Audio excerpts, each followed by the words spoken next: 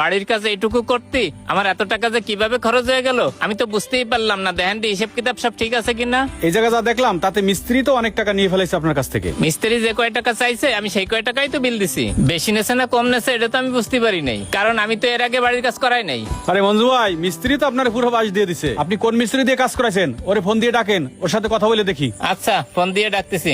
আল্লাহ জানে কোন মিস্ত্রি দিয়ে কাজ করাইছেন। আপনি আমারে বলতেন, আমি একটা ভালো মিস্ত্রি ঠিক করে দিতাম। আপনার তো পুরাই বাস দিয়ে দিছে। এই মিস্ত্রি কই তুমি? দ্রুত কাজের সাইডে আসো। হ্যাঁ এখনই আসো। কি আসতিছে? হ্যাঁ আসতেছে।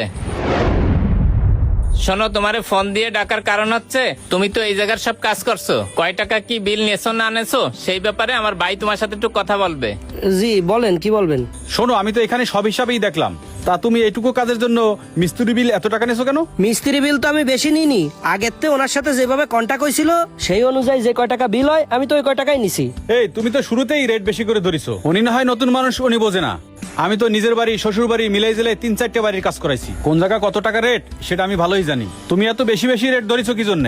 রেট তো বেশি হবেই, কারণ উনি সরাসরি আমার সাথে যোগাযোগ না করে আরেকজনের মাধ্যমে আমার সাথে যোগাযোগ করেছে। আর সে আমারে কি কইছিল তাহলে শোনেন। আপনারে ফোন দিয়ে ডাকছি হচ্ছে কাজ কাম হাতে আছে নাকি ফ্রি আছেন? হ্যাঁ ফ্রি আছি, বর্ষাকাল তো কাজ কামের চাপ নেই। ও, একটা দোতলা বাড়ির কাজ আছে, সেই কাজটা আপনারা ধরাই দিতে চাচ্ছি। ও আচ্ছা, তাহলে তো ভালো। তা দেন, কাজটা ধরায় দেন। তা আপনারে কাজ ধরাই দিয়ে আমার লাভ কি? যদি আমারে 20,000 দেন তাইলে আপনারে কাজটা ধরাই দেবানি। আপনারা 20,000 দিলে আর আমার থাকবে কি? তাছাড়া হাতে কাজ কাম নেই, এখন 20,000 টাকাও আমার কাছে নেই। আরে টাকা কি আপনি আপনার পকেটেতে দেবেন নাকি? যে জায়গা কাজ ধরাই দেবো সেই জায়গাতে আপনি আপনার টাকা নিয়ে বাড়তি রেট ধরে সেই টাকা আমার দেবেন। কি করছেন ভাই? এইভাবে রেট বেশি ধরলে পরে আবার সমস্যা হবে না? আরে না ভাই, কিসের সমস্যা হবে? এরকম বহুত মিস্ত্রি এরকম বেশি রেট দিয়ে যারা কাজ ধরাই দেয় তাকে টাকা পয়সা দেয়। আর আপনি যদি কাজ করতে না চান, আপনার সমস্যা থাকে, তাহলে আমি কাজটা অন্য কারোর ধরাই দেবানি।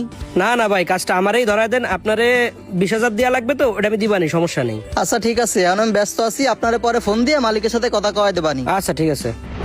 এইভাবে আর একজনের মাধ্যমে আমি কাজটা পাইছি, তাই তারে আবার টাকা দেওয়া লাগিছে। উনি যদি সরাসরি আমারে কাজটা দিত তাহলে তো আমার রেট এত বেশি টাকা নেওয়া লাগতো না, আর তারও আমার টাকা দেওয়া লাগতো না। এই তুমি আমার আগে এগুলো বলো নাই কিসের জন্য? আর আমার টাকা তুমি আরেকজনের দেবা কি জন্য? আপনারা যদি আমি আগে বলতাম তাহলে এই কাজটাই আমি পাতাম না। উনি ঠিকই অন্য কোনো মিস্ত্রির এই কাজটা দিত, তাই বাধ্য হয়ে এই কাজটা আমি করেছি। এই তুমি যে এই কাজটা করিছো, এতে যে বাড়ি মালিকের ক্ষতি আছে এটা তুমি বুঝতেছো না? আসলে আমার ভুল হয়ে গেছে, আমি ওই সময় বুঝতে পারিনি। এই তোমার বোঝাও লাগবে না আর কাজও করা লাগবে না। তোমার সাথে আমার যা যা লেনদেন আছে সব ক্লিয়ার করে দেবো। তুমি আর আমার সামনেই আসবে না। আর তোমার মতো মিস্ত্রি আমার দরকার নাই। ভাই চলেন দেই ওয়ার্ডারে যে ধরি। হ্যাঁ চলেন, ওইটারই আগে ধরা লাগবে। ভাই দাঁড়ান দাঁড়ান, ওইটারে পাইছি, ওই যে আসতেছে। এই দাঁড়া, তোরেই তো খুঁজতেছিলাম, এইবার তোরে পাইছি। এখন তুই কই যাবি? তুই মিস্ত্রি ঠিক করে দিয়ে কয় টাকা খাইছিস? না না, আমি টাকা খাবো